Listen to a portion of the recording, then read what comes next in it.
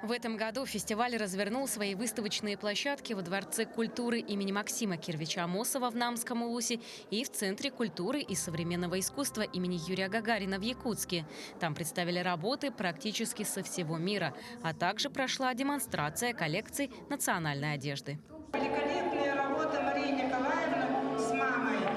Вот такой шубы нету, это единственная шуба. Вы сейчас стали свидетелями такого уникального экземпляра. Всего в мероприятии принимает участие 33 лучших мастера со всей страны. Среди них люди разного возраста, профессий и национальностей. Все они представили уникальные изделия ручной работы. География участников обширна. В Якутию прилетели представители более 20 городов России. Сегодняшний день очень важна креативность людей, их творческие способности.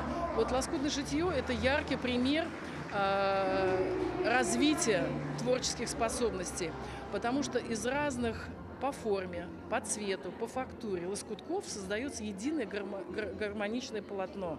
Также и в жизни мы постоянно принимаем решения в сложных ситуациях. В целом проект является сферой креативных индустрий и нацелен на развитие регионов через событийный туризм в России на основе народного творчества. Лучшие работы фестиваля в течение года будут путешествовать по странам и континентам, собирая новых участников и новых гостей. Прибыли работы не только российских мастеров лучших, да, но и работы из Японии, Кореи, из Франции, очень многих стран, да, Бельгии. Поэтому мы всех жителей, якутян и гостей приглашаем на выставку. Потому что такие выставки – это впервые. Это очень большой праздник души человеческой, да, и человеческой дружбы. Организаторы фестиваля также подготовили для участников всероссийско-научно-практический семинар «Текстильная мозаика якутов в системе культуры народов мира» и знакомство с киноиндустрией Якутии и режиссером фильма «Тыгын-Дархан» Никитой Ржаковым.